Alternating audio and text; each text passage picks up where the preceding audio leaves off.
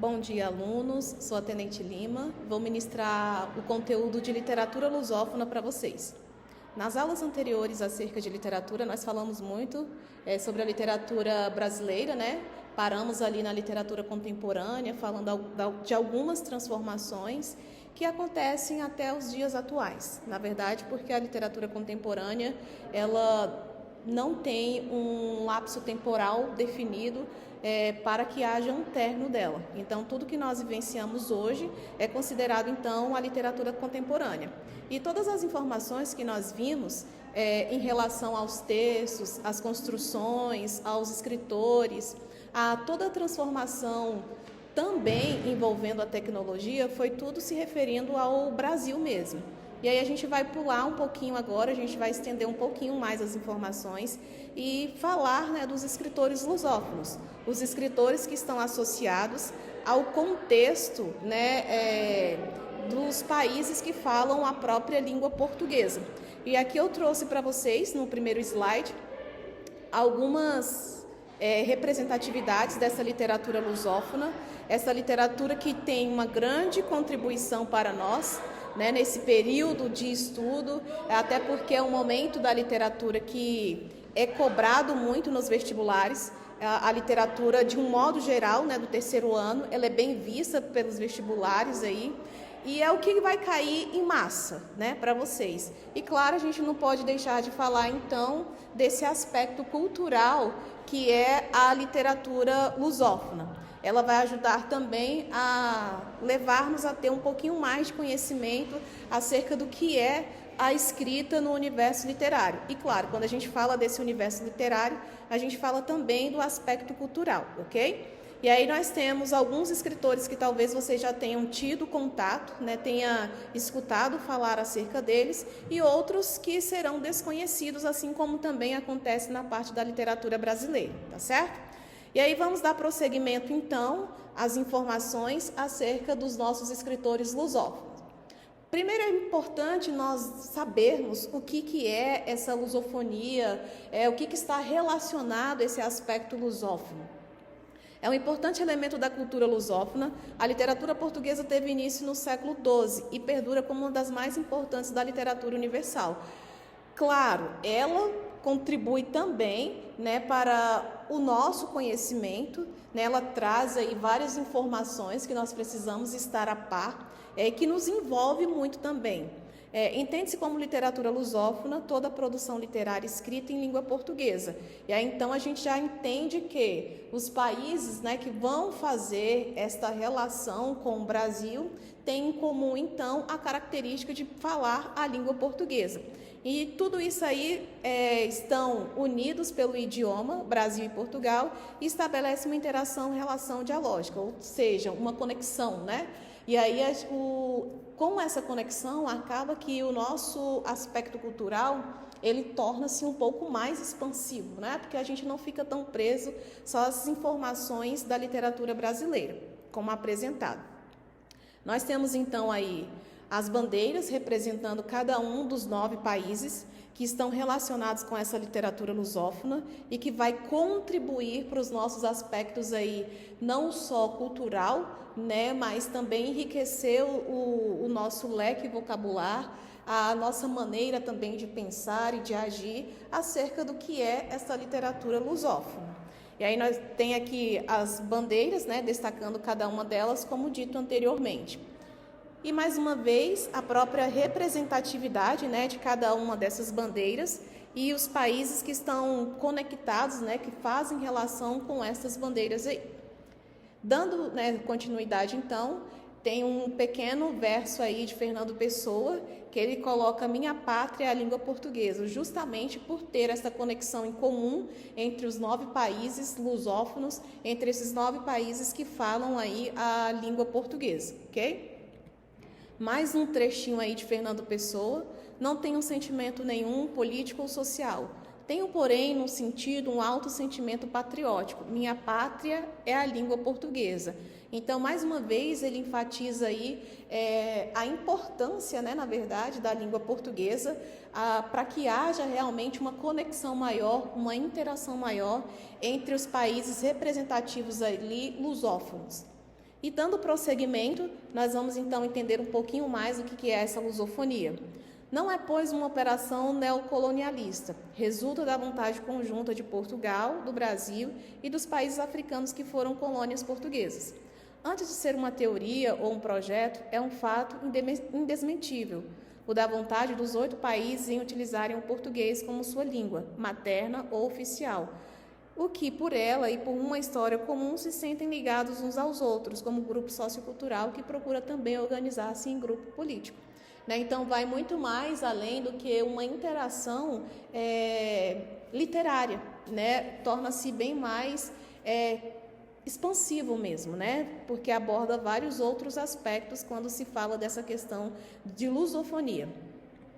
E aí nós temos, então, alguns escritores representando esta parte dos escritores lusófonos, e mais uma vez a expressão, mais uma vez ali a frase, a minha pátria é a língua portuguesa, realmente enfatizando a importância de se ter a língua portuguesa como meio de conexão ali entre os escritores, até porque neste momento aí de conexão, o escritor brasileiro, o escritor pertencente ao Brasil, ele consegue também aprender, ele consegue aprofundar com o escritor de outros países lusófonos. E assim vice-versa, é uma troca de informação. Até porque dentro desse contexto literário nós temos muito aspecto voltado para a metalinguagem, nós temos também a questão de utilizar a intertextualidade, ou seja, um escritor lusófono, pertencente lá ao Moçambique, ele pode pegar um texto aqui de um escritor brasileiro e fazer essa conversação, que é o que vai enriquecer muito mais ainda todo o aspecto cultural, todo o aspecto social que nós temos. Luís de Camões, digamos aí, um dos precursores quando se trata da literatura lusófona, até porque é com ele que a gente inicia ali todas as informações, quando a gente começa a trabalhar as escolas literárias. E aí temos o Eça de Queiroz, o Fernando Pessoa e o José Saramago.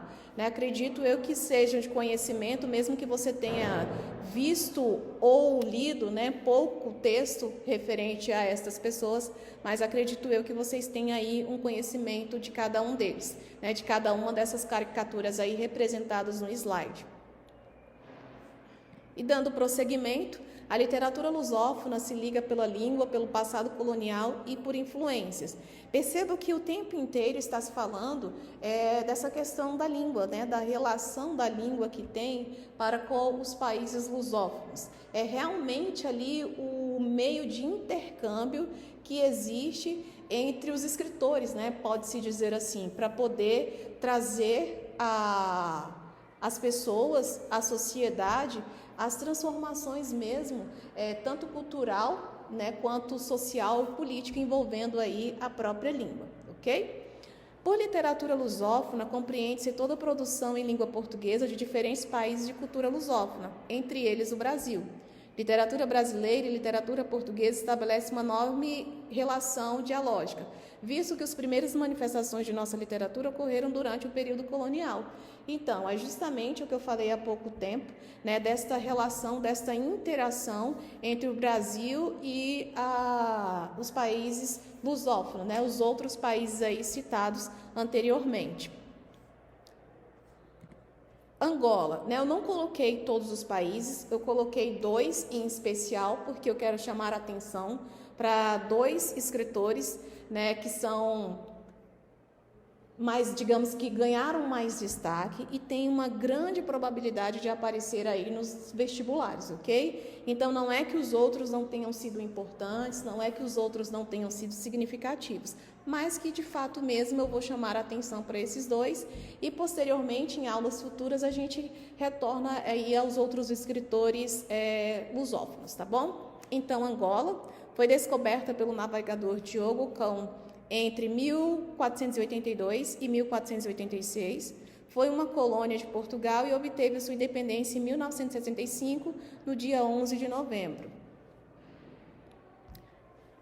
O português é a língua oficial da Angola, mas essa contém mais de 20 línguas nacionais, como é o caso do umbundo e do quibundo. O quibundo é a terceira língua mais falada em Angola e esta se deu bastante vocábulos à língua portuguesa. Então, percebam aí mais uma vez a interação que existe, né, entre a língua falada ali do próprio país e o próprio português. Tranquilo? Até aí, se tiver alguma dúvida, é só perguntar, tá bom? Então, dentro dessa literatura, dentro da literatura angolana, nós temos alguns escritores, né, alguns que ganharam mais destaque, que ganharam mais ênfase, né, que são mais conhecidos aí, digamos que pelo público, e dentro desse contexto todo, então, nós temos que a literatura em Angola, antes da sua independência, e traz muitas das vezes consigo muito realismo no que diz respeito ao preconceito, à exclusão social, a dor causada pelos castigos corporais na escravatura e o sofrimento pela morte de entes queridos. E o que acontece, pessoal? Esta literatura, ela está muito concatenada, ela está muito ligada, ela tem uma relação muito grande com os aspectos reais mesmo, né? Não traz uma literatura de ficção, digamos assim. Porque é um momento da literatura que eles vão trazer à tona a contemporaneidade também, tudo o que está acontecendo ali no dia a dia da população. Todo o caos, digamos assim. A literatura modernista e pós-modernista, quando se trata do Brasil, ele está falando da realidade, né, de tudo o que está acontecendo, à margem da sociedade. A literatura lusófona, ela também tem esse papel, ela também traz esse aspecto de falar ali do caos, de falar o que é ruim, de trazer para o centro da sociedade tais situações a fim de que as pessoas tenham essa reflexão e provavelmente também fazer com que as pessoas indaguem mais a respeito do que está acontecendo e a partir das indagações solucionar então tais problemas para que estes possam ser minimizados, né? Se não forem minimizados ou então sanados, né? E aí nós temos o Mário Antônio Fernandes de Oliveira, o Adriano Botelho e o Pepetela, perdão. E aí eu gostaria de chamar a atenção para este escritor aqui, né, para as demais informações, se vocês puderem, né, mais à frente, procurarem textos que tenham relação com o Pepetela, é de grande valia, de grande importância, como dito anteriormente. Corre-se o risco, né, de cair alguma informação da literatura lusófona aí nos vestibulares, voltado para o Pepetela, tudo bem? Dando sequência aí, nós vamos falar então agora de Moçambique, também inteirado aí como um dos países lusófonos, e tem um escritor aqui que eu acredito que vocês já tenham escutado falar, mas que talvez não saiba que ele pertence aí a esta parte da literatura lusófona, tá bom? Moçambique foi uma colônia de Portugal até 1975, ano que obteve independência após uma guerra que durou cerca de 10 anos. Percebam que esses países lusófonos, digamos que boa parte está envolvido com essa relação de guerra, de independência, e aí os próprios escritores vão utilizar desta situação, vão utilizar desse contexto para poder falar, para poder relatar em obras literárias, como é o caso que nós veremos aí um pouquinho mais à frente falando sobre Mia Couto, que ela vem trazer justamente esse aspecto aí da guerra, né, da dor, das problemáticas que o país passou durante ali o tempo de 16 anos. Então, tudo isso o escritor ele traz para a sociedade, para que as pessoas tenham conhecimento do que a população viveu naquele momento, do que a população teve ali naquele momento, todo o caos, toda a dor, toda a agonia transformada ali, muitas das vezes, em histórias, né, literárias. Toda a produção vivenciada ali foram transformadas em palavras, né? Dando origem, então, a alguma obra literária. Em Moçambique, são faladas cerca de 43 línguas, sendo a oficial português. E aí perceba mais uma vez a importância do português unindo, fazendo a interação entre os países lusófonos. E as restantes são línguas nacionais. O português é falado apenas por 6% da população na cidade de Maputo, por 25%. Então, a língua portuguesa, digamos que ela está aí presente, realmente o que torna mais comum, que torna mais acessível, que torna uma ligação maior dentro dos países aí, ok? Então, vamos lá. Falando então dessa literatura moçambicana, nós temos algumas informações, né? Ela é ainda muito jovem, ela é uma literatura, digamos que precoce, né, é escrita em língua portuguesa com algumas expressões moçambicanas. Até porque é um momento também dessa miscigenação, dessa troca de informação, de trabalhar não só a língua portuguesa, como também colocar nas expressões e obras literárias algumas palavras que são relacionadas ao próprio país mesmo, né? Até por questão de valorização mesmo. Sendo a prosa mais abundante que a poesia. E aí a gente tem esse aspecto, né, de ter prosa e poesia. Em dados momentos, às vezes, a prosa ela se destaca mais, em outros momentos é a poesia que se destaca mais, em outros consegue ter ali uma equidade, né, entre a poesia e a prosa. O Moçambique conta já com representantes excelentes, como é o caso de Mia Couto. E aí é outro escritor que eu gostaria que vocês tivessem uma atenção especial. A probabilidade também de cair Mia Couto nos vestibulares grande demais. Então, de novo, mais uma vez, preciso que vocês tenham atenção. E só frisando, não é que os outros não tenham tido importância, não é que os outros não tenham sido significantes, mas a gente vai ter escritores que conseguem sobressair-se mais, né? Que conseguem ser mais lidos, né? As obras literárias ganham aí um maior destaque, né? São lidos por maior quantitativo aí populacional, ok? Tem a Paulina Tiziane e o José Craveirinha. E claro, quando a gente fala de literatura, a gente fala do aspecto cultural. E o aspecto cultural, ele envolve não só a leitura, né, como também as obras de arte, a música, todo o cenário realmente cultural. E aí, para poder comprovar essa situação, para poder comprovar esse contexto, para que vocês entendam o papel da lusofonia dentro da nossa cultura, dentro da nossa arte como um todo, nós temos então aí uma letra musical de Martinho da Vila, e no álbum, né, na capa do álbum, ele traz aí lusofonia justamente para poder deixar claro a importância dessa interação, a importância dessa miscigenação. E eu coloquei em destaque no final, né, um trecho, né, desta canção que o Martinho da Vila compôs, falando justamente dessa interação lusófona. É um sonho ver um dia a música e a poesia sobreporem-se às armas na luta por um ideal e preconizar a lusofonia na diplomacia universal. Ou seja, né, permitir fazer com que haja realmente toda essa interação, né, toda esta valorização, ok? Então, lembre-se, a lusofonia ela não está presente somente no meio da literatura, como também faz parte aí das letras musicais, como nós acabamos de ver, e, claro, não pode deixar também o aspecto cultural. E aí, mais uma vez, a gente coloca aqui uma figura falando dessa lusofonia, e essa lusofonia voltada para a questão musical mesmo. Nós temos aqui a bandeira do Brasil, né, destacando, e tem o samba, né, escrito aí samba, e obviamente a interação, essa miscigenação entre os países lusófonos, entre as características, o que um país tem a oferecer para o outro. Tranquilo até aí? Tudo bem? Dando prosseguimento, né, e nós temos então aqui um trechinho de Luiz de Camões, como dito, precursor aí das informações dentro desse universo da literatura portuguesa, dentro do universo da literatura lusófona. O amor que nasce, não sei onde, vem não sei como e dói nem sei porquê. Né? Só para deixar claro aí que ele está iniciando todo o processo da literatura, justamente por ele iniciar a escola literária, né, que nos apresentam as informações acerca das escolas literárias a serem estudadas durante aí o primeiro, segundo e o terceiro anos do ensino médio, ok? Então, voltemos aqui rapidamente, né, em Mia Couto, dando maiores informações, dando maiores esclarecimentos acerca dele, quem foi o Mia Couto e qual a importância dele para a nossa literatura, qual a contribuição que ele tem para a nossa cultura mesmo, para o nosso crescimento, não só pessoal, né, como também o próprio crescimento intelectual.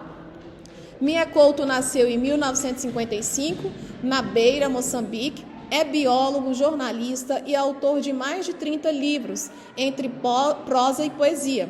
Seu romance, Terra Sonâmbula, é considerado um dos 12 melhores livros africanos do século XX. Recebeu uma série de prêmios literários, entre eles o Camões, em 2013, o mais prestigioso da língua portuguesa. Universidade International em 2014 e foi indicado para o Memborg International Prize de 2015. É membro correspondente da Academia Brasileira de Letras. A Companhia das Letras vem publicando toda a sua obra no Brasil. Então, Mia Couto, na verdade aí é um pseudônimo que ele está utilizando, que o autor utiliza para poder falar das suas obras, para poder fazer toda a representatividade. E como dito anteriormente, como a maioria dos países ali lusófonos estão passando por momentos caóticos, eles vão procurar fazer então a representatividade de todo aquele cenário. E aí Mia Couto traz o livro Terra Sonâmbula, que é um livro que vai contar justamente a opressão, que as pessoas estavam vivendo ali, estavam passando durante o período ali da guerra. E ele vai trazer a história de crianças, que se perdem, na verdade, por conta de toda a situação caótica que está passando. Digamos que crianças que acabam perdendo, entre aspas, a identidade. Por quê? Porque estão vivendo ali em meio a conflitos, em momentos turbulados, e aquilo ali acaba afetando não só o lado familiar, como o próprio processo de crescimento pessoal. E aí eu gostaria que vocês tivessem realmente atenção. Eu vou contar um pouquinho sobre a Terra Sonâmbula, o que acontece, como que é todo o procedimento, como que acontece todo o desenrolar da história entre os personagens aí da obra de Terra Sonâmbula de Mia Couto, ok? Eu vou fazer uma breve introdução e nós vamos continuar na próxima aula, ok? Olha só então.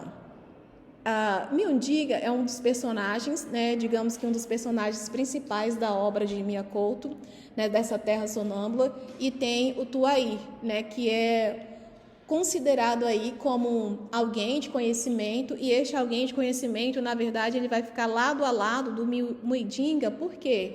Ele vai ajudar o Muidinga no processo de crescimento mesmo, porque essa criança, ela está vivendo, na verdade, os dois estão vivendo em um período de guerra.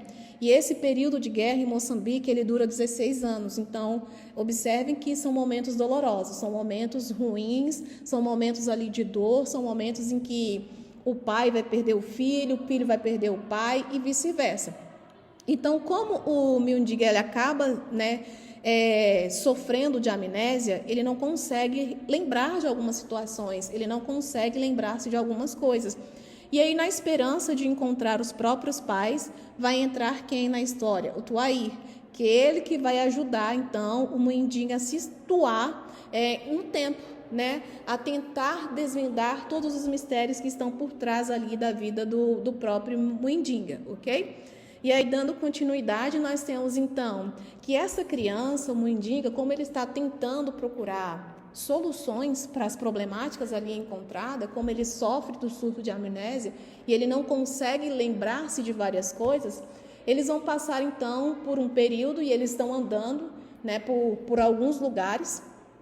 E por passar por alguns lugares, eles acabam encontrando algumas situações e essas situações trazem dores, porque eles vão se deparar com pessoas que foram mortas e dentre essas crianças, talvez pessoas que foram mortas, nós temos um outro personagem também, em que o Mia Couto vai ter uma conversação entre a história do próprio personagem mais o Kindu, Esse caderno de Kindu é como se fosse um diário e ele traz ali vários relatos sobre a vida do Kindu. E um dos relatos encontrados ali é a descrição do pai.